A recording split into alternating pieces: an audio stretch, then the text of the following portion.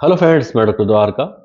आज इस वीडियो में मैं बताऊंगा लिंग की वो 11 बातें जो जनरली पुरुष नहीं जानते।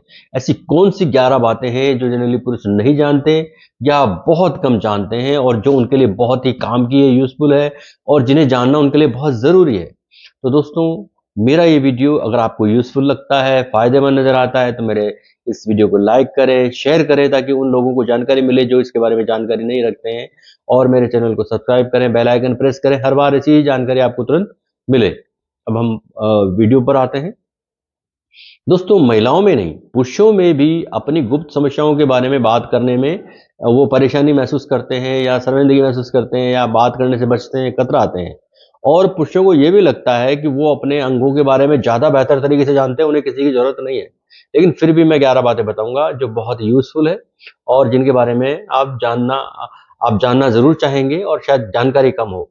तो नंबर 1 पे हम बात करेंगे मॉर्निंग वुड के बारे में। मॉर्निंग वुड यानी सुबह उठने पर लिंग में होने वाले इरेक्शन को मॉर्निंग वुड कहा जाता है। इसे नींद से जुड़ा हुआ इरेक्शन भी कहा जाता है और इसके अपने स्वास्थ्य लाभ हैं।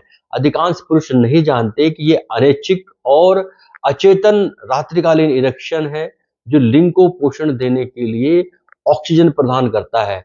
और औसतन औसतन ये रात भर में 3 बार होता है। अगर इन तीनों बारों को जोड़ा जाए तो लगभग 1 घंटे का ये इरेक्शन टाइम होता है। तो ये बहुत ही बेनिफिशियल है। ये एक तरह से प्राइवेट पार्ट को ऑक्सीजन देने का काम करता है। नंबर 2 पर हम बात करेंगे स्खलन के दौरान लगभग 1.5 यानी 1.5 से 5 मिलीलीटर ml वीर्य निकलता है, बाहर आता है और वीर्य के प्रत्येक मिलीलीटर में 20 से 300 मिलियन स्पर्म यानी कि शुक्राणु कोशिकाएं होती हैं। ये बहुत ही ज़रूरी है, जो लोग अनभिज्ञ हैं वो जाने समझे। एंड नंबर 3 पर हम बात करेंगे लिंग का जो ग्लांस होता है, मुंह जिसे सिर कहा जाता है, वो एक वायु बैग और आघात अवशोषक के रूप में कार्य करता है। यानी वो एक फूला हुआ सा लगता है जैसे गुब्बारा होता है और वो आघात सहने की क्षमता रखता है, ऑब्जर्वर के रूप में होता है।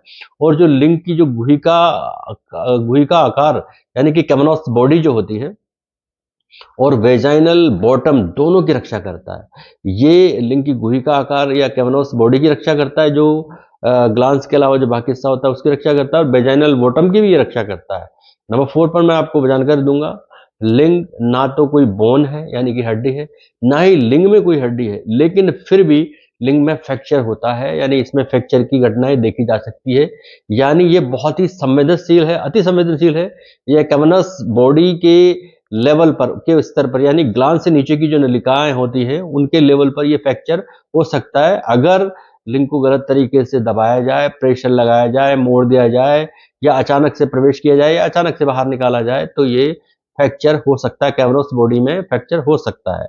नंबर 5 पर हम बात करेंगे, ब्रेक जो है वो एक छोटी झिल्ली के रूप में होता है जो लिंग की चमड़ी को लिंग से जोड़ता है, लिंग की चमड़ी को लिंग से जोड़ता है, इसे ब्रेक कहते हैं। ये बहुत ही नाजुक होता है, इसलिए ज़रूरी है कि पुरुषों को इसको धीरे-धीरे से हाथों से इसका इस्तेमाल करना चाहिए। यानी अचानक अगर कोई आप तेज़ी से खींच देंगे, दबाव लगा देंगे या कुछ और ऐसी हरकत हो जाए तो इसमें ब्लड भी जो है, रक्तस्राव भी हो सकता है। तो ये बहुत ज़रूरी है कि आप इससे काम में लेते वक़्त ध्यान रखें। नंबर 6 पर हम बात करें, ये तो सभी जानते हैं कि एक ही समय पर पेशाब और वीर्यपात दोनों एक साथ नहीं किए जा सकते, दोनों अलग-अलग कार्य हैं। क्योंकि दोनों अलग-अलग समय पर होते हैं, माइंड का अलग सिग्नल इनको अलग-अलग समय पर अलग-अलग मिलता है। और अगर कभी एक साथ ऐसा होता है तो फिर ये स्थिति डॉक्टर से मिलने की होती है, ये आप ध्यान रखें। तो जबकि अलग-अलग होते हैं लेकिन इनकी जो मूत्राशय की जो गर्दन है यानी कि जो ग्लांस है वो एक ही होता है। तो इसलिए इनका एक साथ होना संभव नहीं है, क्योंकि दोनों का अलग-अलग ब्रेन भी कंट्रोल करता है, सिग्नल भी अलग-अलग मिलते हैं, तो ये दोनों का अलग-अलग तरह से इनका निष्कासन होता है।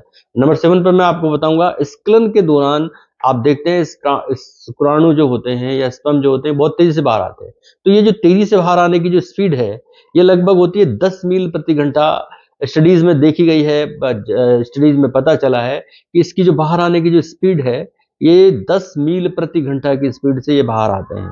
नंबर 8 पर मैं आपको जानकारी दूँगा दोस्तों कि लगभग 1 चम्मच वीर्य में लगभग स्टडीज़ बताती है कि लगभग 1 चम्मच वीर्य में 5 से 20 कैलोरीज़ होती है। ये बहुत ही ज़रूरी चीज़ें हैं जो आपको पता नहीं है। आपको लगता है बहुत एनर्जी निकल गई, मेरा ब्लड निकल गया, मेरा ये हो गया, मेरा नुकसान हो गया, मैं तो बहुत कमज़ोर हो जाऊँगा। बहुत सारी चिंताएँ दिमाग में होती हैं, तो आप इसको कन्फर्म करें, क्लियर करें, बहुत ज़रूरी है। दोस्तों ये मैंने 8 बताया। नंबर 9 पे मैं आपको बताऊँगा, लिंग पर लगभग 42 प्रकार के बैक्टीरिया पाए जाते हैं, जिसमें मैंने आपको स्मेग्मा बताया और बहुत सारे ऐसे बैक्टीरिया, तो 42 प्रकार के लगभग स्टडीज़ में पता चला है 42 प्रकार के बैक्टीरिया पाए जाते हैं। और जिन लोगों की यहाँ पर ऑपरेट किया जाता है, लिंग के ऊपर की स्किन को हटाया जाता है या जिनको खतना किया जाता है, उनमें इसके होने की संभावनाएं कम होती हैं। नंबर 10 पर मैं आपको बताऊंगा, वाइब्रेटर केवल महिलाओं के लिए नहीं होते हैं, पुरुषों के लिए भी होते हैं। ये पुरुषों को ऑर्गेज्म दिलाने में हेल्प करते हैं, और जिन लोगों को देरी से स्खलन होता है उनके लिए ये काफी हेल्पफुल रहते हैं। तो ये डॉक्टर की सलाह से ये काम में लिए जा सकते हैं। नंबर 11 पे मैं आपको एक खास बात और बताऊंगा, अंडकोश अलग अलग आकार के होते हैं, टेस्टिस, और वास्तव में एक अंडकोश दूसरे से नीचे लटका होता है तुलना में, और ये नेचुरली होता है, बायोलॉजिकली होता है, और ये इसलिए होता है क्योंकि दोनों आपस में टकराए नहीं। तो ये 11 बातें हैं जो आपको ध्यान रखनी है, या आपकी जानकारी के लिए मैंने ये वीडियो तैयार किया है।